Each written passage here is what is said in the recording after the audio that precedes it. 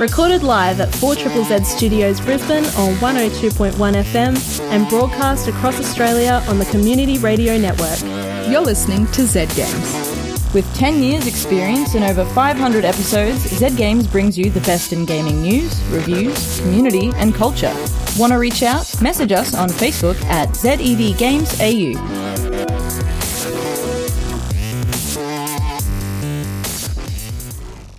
My name is Evie, and I'm here with... Paul! Paul! How you doing, Paul? I'm doing fantastic. Evie, thanks for asking. How are you doing tonight?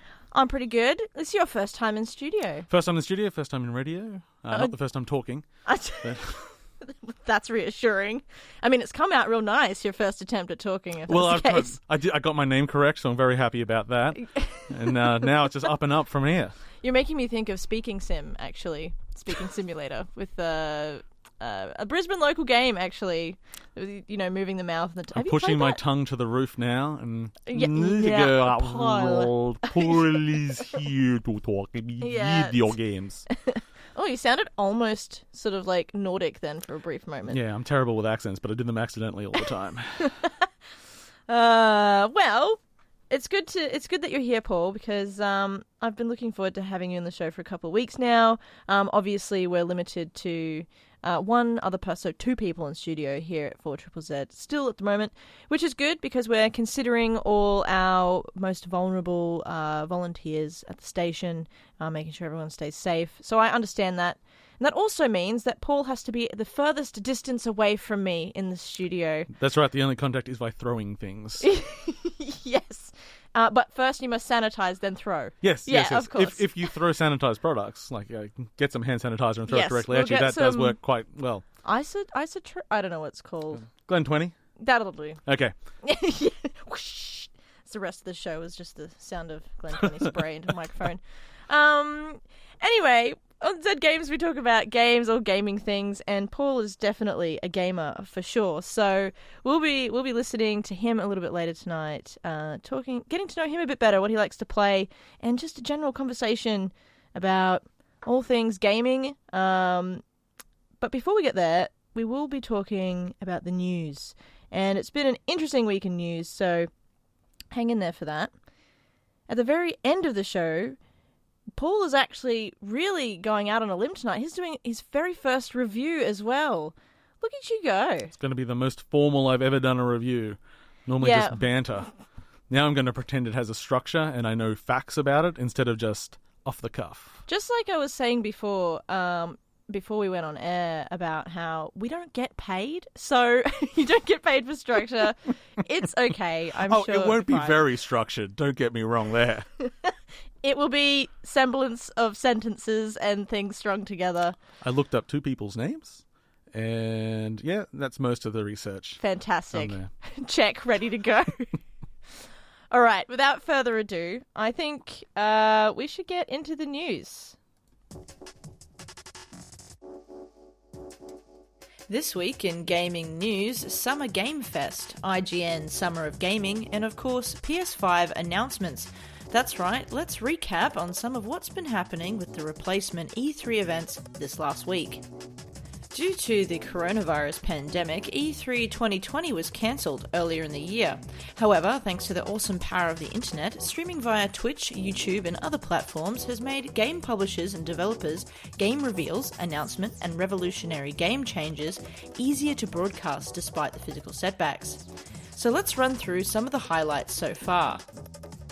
Star Wars Squadron was announced by EA and dropped their reveal trailer, teasing you with space combat, X-Wings, Y-Wings, A-Wings, and a lot more.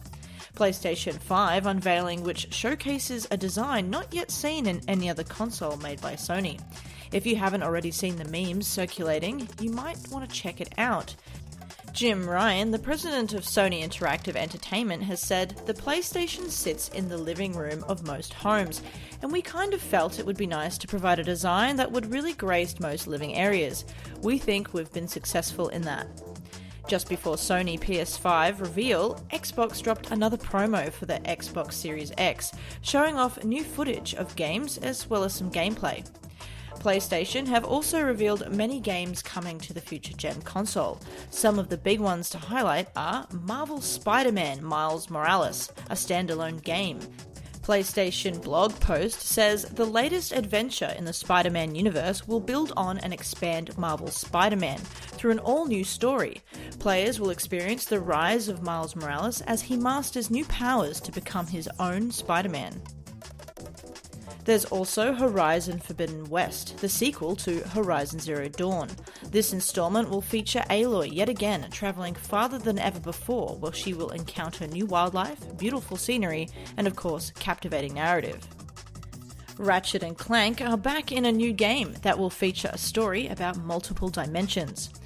Other games coming to the PlayStation 5 are Resident Evil Village, the sequel to Resident Evil 7, Hitman 3, Demon's Souls Remake, GTA 5, The Last of Us Part 3, Destiny 2, Gran Turismo 7, and NBA 2K21. There are also many, many more, and if you'd like to check out the full list, head over to the Z Games Facebook page at ZEDGamesAU. PAX Australia 2020 has officially been postponed. The PAX team posted a statement on the 16th of June saying, "It is with a heavy heart that today we announce the postponement of PAX Australia 2020 due to the ongoing impacts of COVID-19 in Australia and globally. While we can't move forward with PAX Australia 2020 in the way that we normally would, we are finding new and exciting ways to connect you and the PAX community with your favourite content and creators. Stay safe and be kind." That's all this week in gaming news.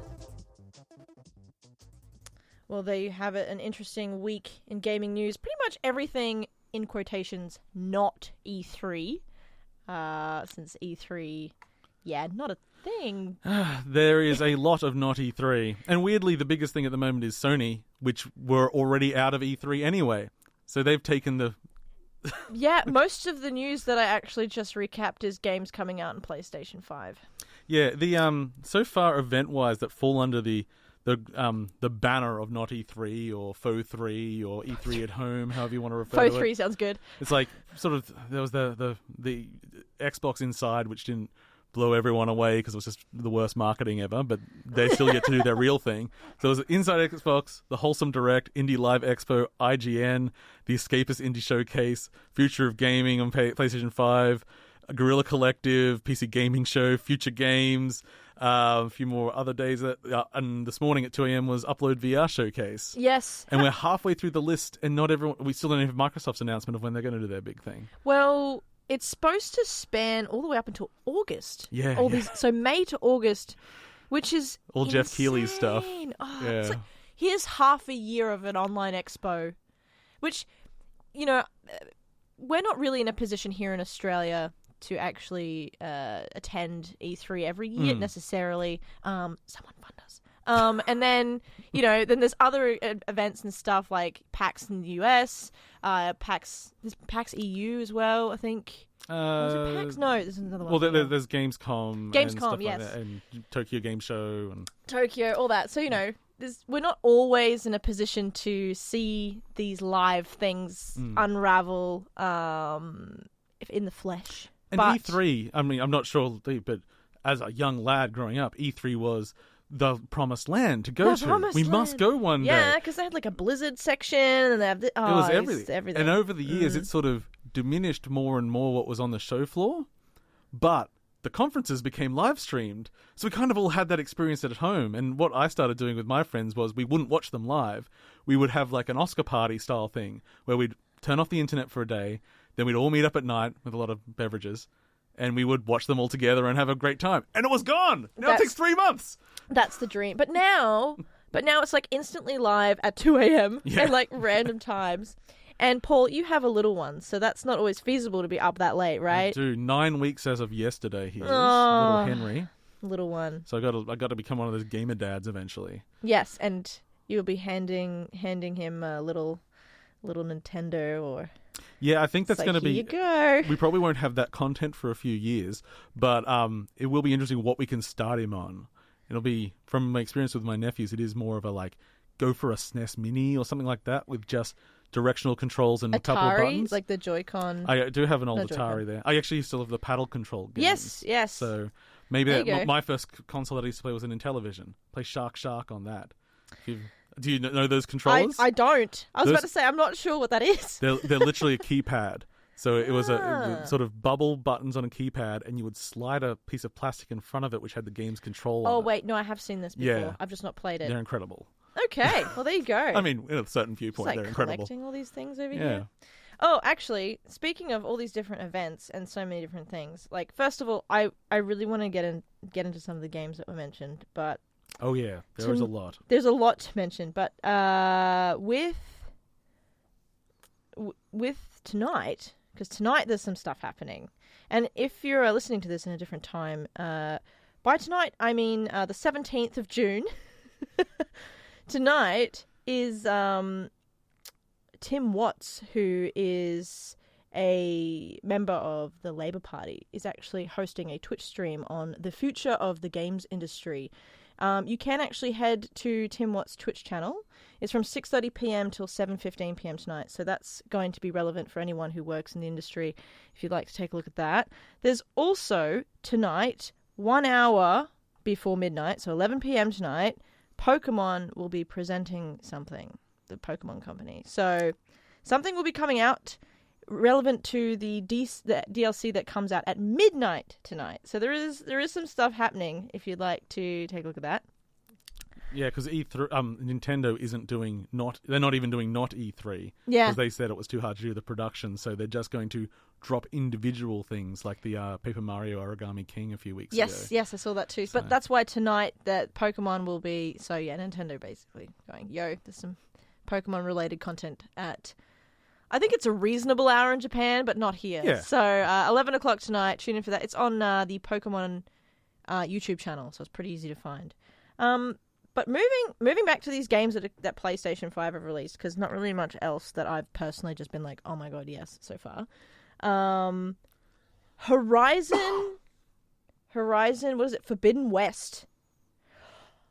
I'm so excited. Like, I played an hour of Horizon Zero Dawn yesterday, just in the afternoon. Just to prep you. Just to I need to get the controls back. What's the feeling of this? And I was like, oh, this is so... Like, I'm so excited to see Aloy again. Yeah, I feel like a little kid in a candy store, It's going to be really interesting what they do with that sort of structure-wise of the game, because it came out 1 week before Breath of the Wild. And it sort of it will still make a hit, don't get me wrong, but it lost a little bit of like the game design luster because it was quite traditional, and Breath of the Wild really changed a few things. Yes. And now it's, they know what they're doing. They've got a great engine. Like, visually, the new game is spectacular. Yeah. New environments, underwater stuff. It's wild. But, yeah, whether or not they move to something a bit more open and exploratory, or it'll be interesting to see. I like the premise, because, I don't know if you haven't watched. The premise is essentially that Aloy ends up traveling further inland. There's To the Forbidden West. Further west. As the name would suggest. Are we allowed to sing the Pet Shop Boys here? Probably. Great. Let me just put that down so we don't get copyright. And let's go. No, but basically she travels further inland, and there's something to do with, I think, probably another villain, my understanding, who... There's a plague of some sort. Yeah, that's contaminating. So you're not really fully sure, but... And there's, at the end of the trailer, they show some other tribal groups that you haven't encountered before, and they are Dino Rider style on a giant elephant, just all armored up. Yes. It's very, very wild. I'm so excited. I'm just thinking about being able to ride one of them. Cause, with the premise, you probably will be able to. So I'm pretty excited. There's also Spider-Man, Miles Morales. It's going to be standalone. I honestly thought that they were going to have some kind of extra content on the Spider-Man PlayStation 4. Yeah, it's interesting because you think, from what they did, because they used the Spider-Man engine to demo a lot of the PS5 technology previously, so they're obviously playing with that. So they're going to be leveraging that to some degree, plus all the new moves from Miles Morales, and it's probably not a big enough change for them to say a 2 at the end of the name, but I bet it's going to be just as big a game as Spider-Man, it'll be huge. I mean, Well, Miles Morales, if anyone hasn't actually watched Spider-Man Into the Spider-Verse, that's who this game is based off of. There are some extra powers, essentially. Yeah, he's a different kind of There's going to be new mechanics. There's going to be a new system feel because this Spider-Man is innately different from the traditional Spider-Man that we know. So that's... I would have killed to have one in the style of Into the Spider-Verse, though. That visual style. Ooh. Maybe one day. Maybe one day. It makes me think of that Borderlands... Yeah, the cel-shaded look around, yeah. Oh, so much happening out there currently with this not E3 that's going to be spanning another few months. So we'll be keeping everyone in the loop on what's happening there. So, Paul. Hi. What are you doing in here? No, I'm kidding. Well, the door was unlocked and I decided to just move my way in. Well, yeah. Well, I guess so. You can do that. Don't tell anyone that I left the studio door unlocked. No, I was actually going to say, how did you end up here? I mean, you saw the application to join the show, and yes, I was actually forwarded from a friend of mine that I do an online podcast with. He saw it and said, "Oh, you should do this because I've been looking to reach out and do more things." As we are all, well, he and I are middle-aged men now. And, getting new things to do is quite difficult at this age. You know, we've got our friends ingrained. We've got families. We've got all this rubbish. It takes up time. What I need is more time talking about video games. Clearly, I mean, that's on my to-do list. Yeah. I mean, I've spent the last 2.5 months solo with a whole hour every week to just tell the local community what I think about everything gaming. I can see the joy in your face now that you can actually... talk to somebody instead of just talking to a pre-recorded news recording of yourself. Yeah, I mean, bringing myself in after listening to myself from an earlier part of the week is a unique experience, to say the least. But it's nice to have people in here again, and it's nice to have new voices such as yourself, because I have actually... You have a podcast, 8.5 bit? 8.5 bit. I thought a good old Fellini reference would go over well with the community, because not everyone's seen 8.5, but everyone knows about it. You know, AFI Top 100 film and all that stuff. I was wrong. I found out I'm just a pretentious film person, and not everyone knows 8.5. I literally just thought of 2-bit pixel games. Yeah, well, I mean, that's crossover with it. But yes, we were like, oh, well, we talk about sort of indie stuff and, I like the arty side. And whilst, maybe Fellini's not my favorite director, but, he inspired a lot of my favorite directors and stuff like that because my background is film primarily as well as games. I go, oh, this is a good joke.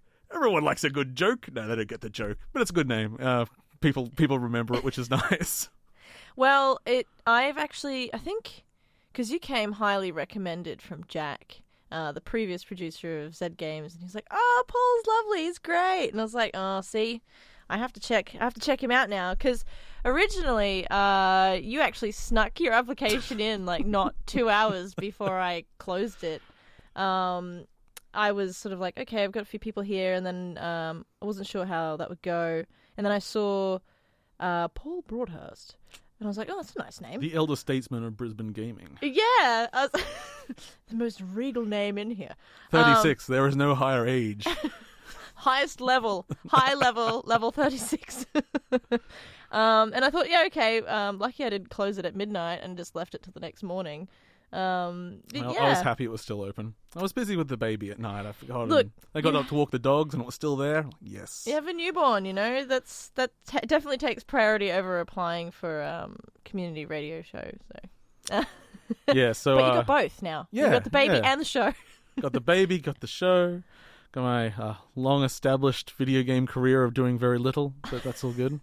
I'm pretty sure that's everyone's. Isn't that everyone's bio when it comes to industry? It's like, yeah, I made some stuff. Yeah, well, once. It gets slightly awkward each year because I run a bunch of panels down at PAX Australia. Mm-hmm. And when I'm writing up the bios of everyone we've got on the panel. It's like game dev, blah, blah, blah. It's like, okay, artist, musician. Okay, this is all good. And it's like, and you, obnoxious. Talker of games. I have a diploma in game design that I have never used. Good. Okay, great. Well, I was thinking, now that you say that, I have a diploma in games that you've never used. I also have a diploma of games that I've recently gained and also have not used. Not Yes. in not in the way of a junior developer's sense, but in the sense of, since I have done that diploma, I am now feel well and truly confident to discuss games and feel like I know what I'm talking about. You know everything by that point. Well, I know everything in the sense of how a game is from a concept to the end result. I know that process now. It is good to, in all seriousness, that is good to know more of a structure of how a video game is built. Because one of the most frustrating things I'm sure you've encountered talking to communities online is when people say things like lazy devs and they should just add this. And when you have a concept of what this entails, you can sometimes be a little bit more understanding and empathetic of what the situation is actually going on. So yeah, a bit of a background is a good way of understanding the industry. It's also the language, because there's lots of different frameworks and stuff that people can work off of. Not all of them being like, this is the way it's supposed to be, even though people be like, it's like an artist going, only modern art is real art, and someone else is like, no, only art from the 18th century made by blah blah blah. You know, like, it's kind of like that. And because games industry is so young, you've got all these different concepts on how, like, the formula of how you make games is supposed to be. Or even the age-old and incredibly boring conversation of what is a game. It's like, I know what you're trying to get at, but honestly, it's like, does it run on a computer? Is it in some way interactive? And that interactive might be pushing a go button. Yeah, well, you can be very broad. It's a very young industry, and we're doing new stuff all the time, which is why I love games. I tend to play. I just call games like interactive mediums. Yeah. And like, actually, recently, you're just reminding me of. I ran into someone in the elevator at my apartment block who's like, "Oh, how's your gaming going?" She's an older lady. That was a terrible voice, but she's like, "How's the gaming going?" Pretty much. Yeah. And she's like, "I'm not into that sort of thing." And I was like, "That's cool. But have you ever played solitaire?" And she was like, no, I don't know how to computer. I'm like, okay. Have you ever played? She's like, I do my crosswords every Sunday. I was like, there you go. That's an interactive game. There's an objective there, which is to get all the words, and then you find out if you win the next week. Well, like, that's a game. So everyone games in some degree, even if it's just luck games. Even if it's hopscotch. Yeah. What I've loved recently is introducing non-gamers to VR. Because VR is, when you're just using your body as a controller, most people get it in a few seconds. You don't have to learn where the A button is or what a stick does, because those concepts are actually quite complex for people that don't play. So ask their second nature, who cares? Push L3. Of course, we push in the stick. Fine. But yeah, when you are playing Beat Saber and you've just got to swing your arm and cut a block, people understand swinging their arm. So yeah, I can get quite elderly people playing VR games pretty easily. In those days, they're normally like, let's look at some whales. But whales are great. So, Paul, tell me, speaking of games, ironically, what are your favorite games and what brings you into the world of games? Okay, so I decided, this is always a question that is difficult whenever someone loves a medium. They go, what is your favorite? Like, well, that's a silly question. Mm-hmm. I love everything. So when I was young, I was primarily a PC gamer, primarily playing adventure games. So the Monkey Island series was really huge for me, all the LucasArts adventure games. So Monkey Island then, and then as an adult, I got to become, let's call a close acquaintance with Ron Gilbert, who was behind those games. That was through the first packs, actually, which was really exciting. What I love about gaming is even your heroes are just nerds. So you just go and hang out with them and have a beer and chat and talk about video games because we all like it. So yeah, sort of adventure games starting there. And then when I was a teenager, I really, there's a game called MDK that Shiny Interactive made. But the team broke off from Shiny and started their own studio called Planet Moon. And they were making a game called Giant Citizen Kabuto, which is I really got into when I started running the official fan site and doing some work with that. So it's the first game I ever got my name in the credits for. And it was in development for quite a long time, so it took half of my high school. And you would have enjoyed it because Giants, if you've never seen it, is you play 3 races. It's a third-person action game. You play these little spacemen, or you play a female sea witch, and you can control the elements, or you play a giant called Kabuto. Which is sort of like a Godzilla King Kong mix. And then in multiplayer, it was asymmetrical multiplayer, which was half strategy game, half fighting each other. You know, you could be flying around with your 5 little squad jetpack guys shooting someone while the witch calls in the a Sea Reaper is what she's actually called, but it's a witch ostensibly. She calls in a tornado which pulls you up in the air, and then a big monster runs through and grabs you out of the air and eats you. It was pretty cool. It's still pretty unique. You know, sort of wild, surreal art style as well, very colourful.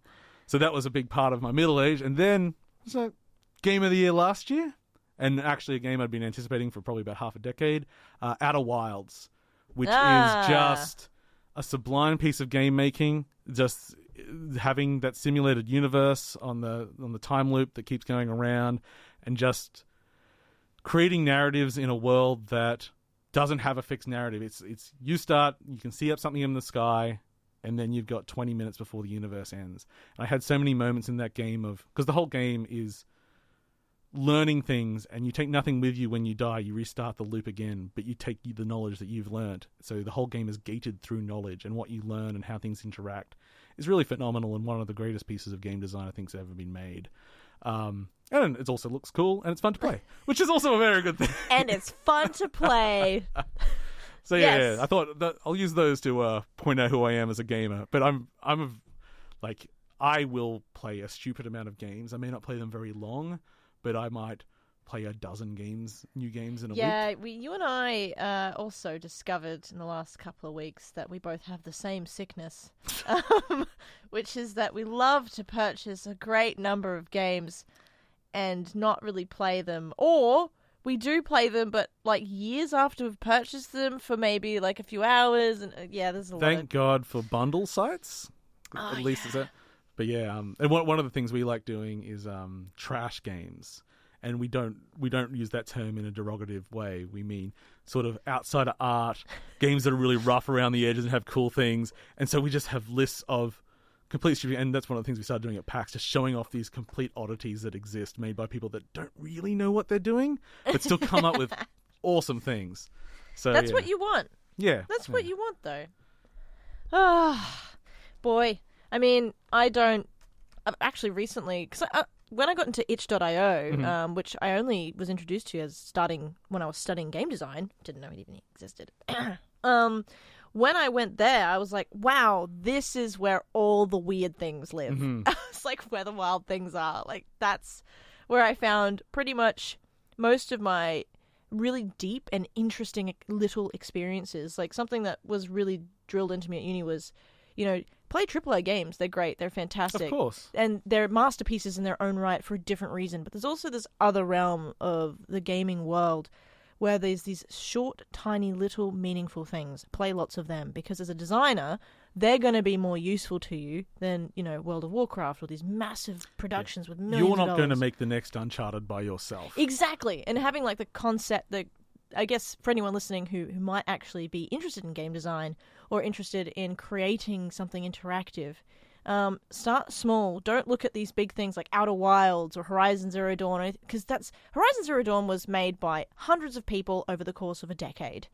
So these things are big and beautiful, but it's the little things in life that are precious, and that transcends beyond just the industry. So yeah, and Itch is great because it's not even it's people just straight up making art in it and stuff like that. And they had the bundle that they put up last week, the racial injustice and equality bundle. Yes, that just finished, and I wrote a note here. It got 8.2 million US. Yes. So just having a little clap. Just having a little good clap. Good fundraising there. And also, if you got that was 1,400 products on Itch. They had to. I thought it was 1,700 by the end. Maybe it got up to that by the end. I didn't check. Boy, it was so many. They had to introduce a search function into the bundle. Wow.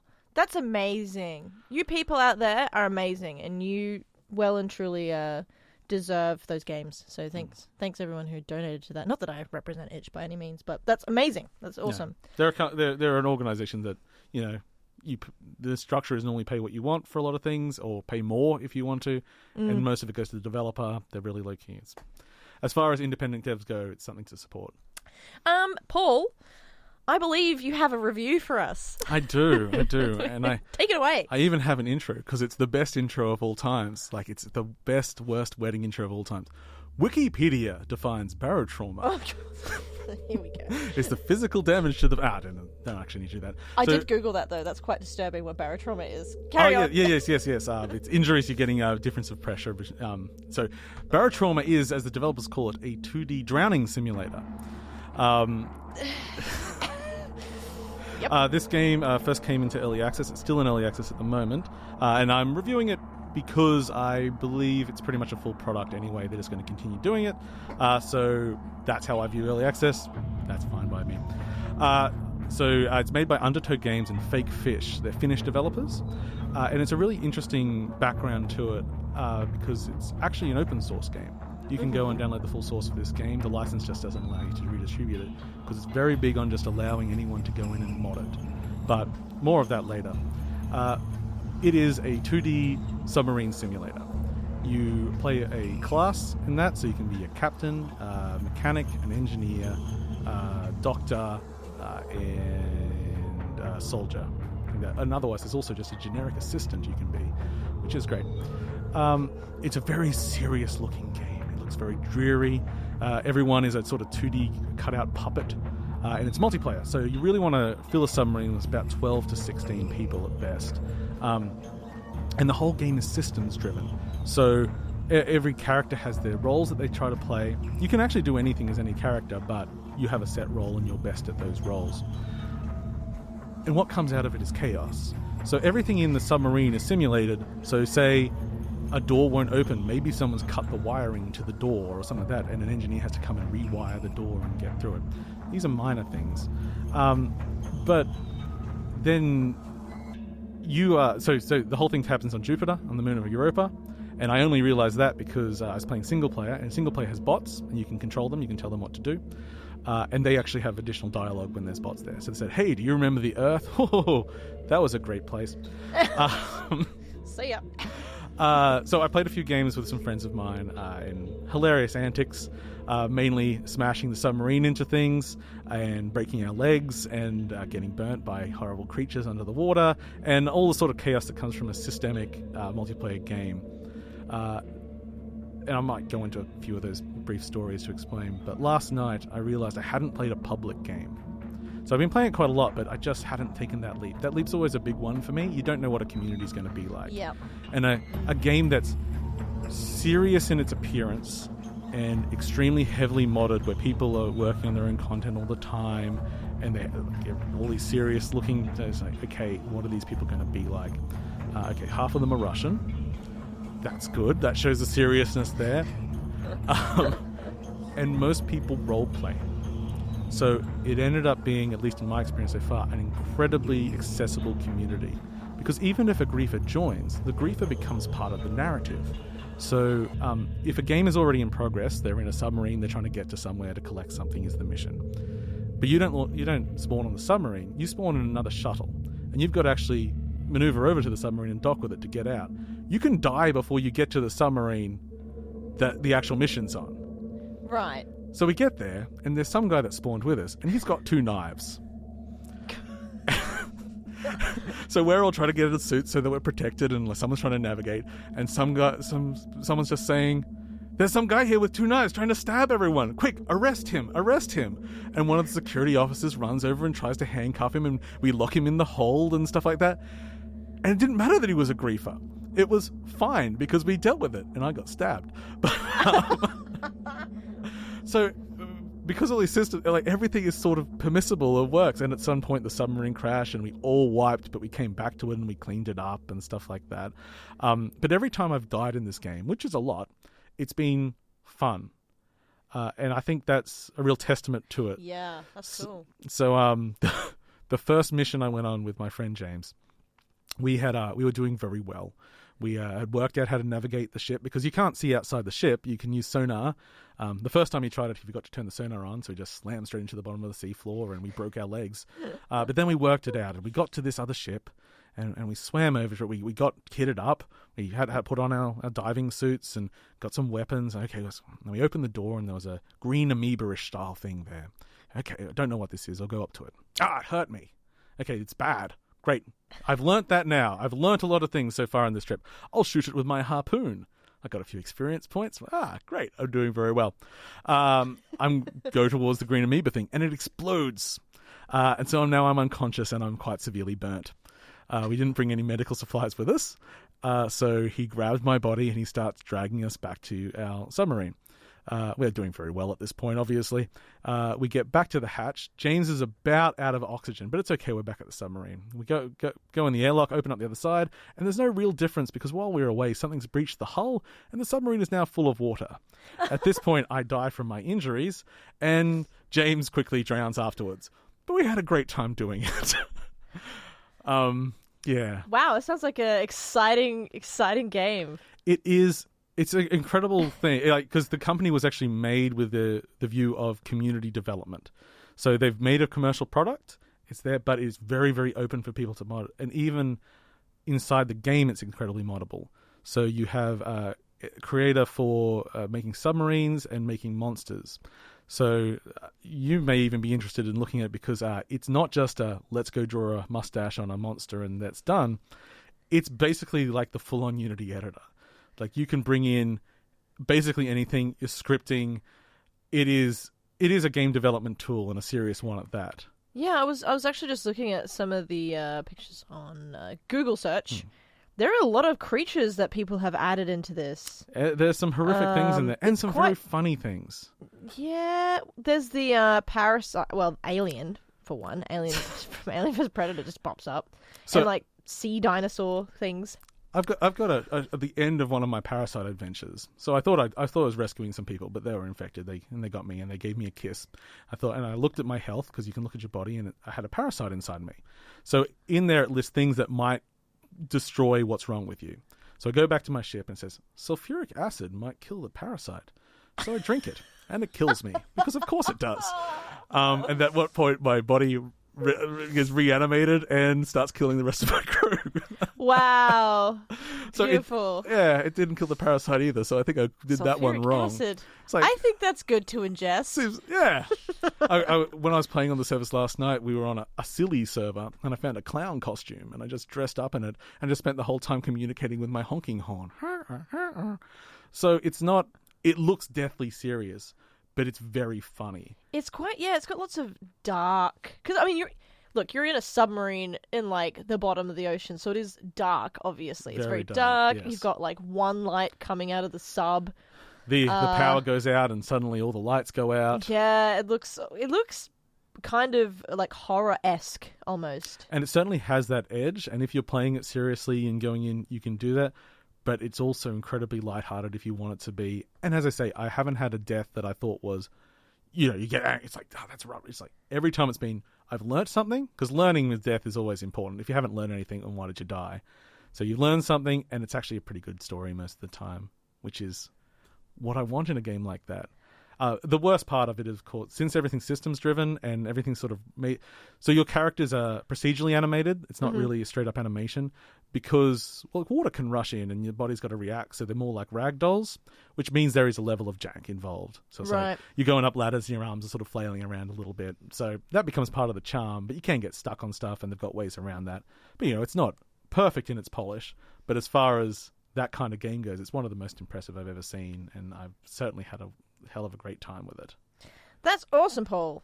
Where can we get Barotrauma? At the moment, you can get it on Steam, but I got it on this month's Humble Choice on Humble Bundle. Okay. So that, so these days they changed the way that works. So now that you can see the games and you can purchase it later. So if that makes you can get it for if that's a thing, $10 now or something.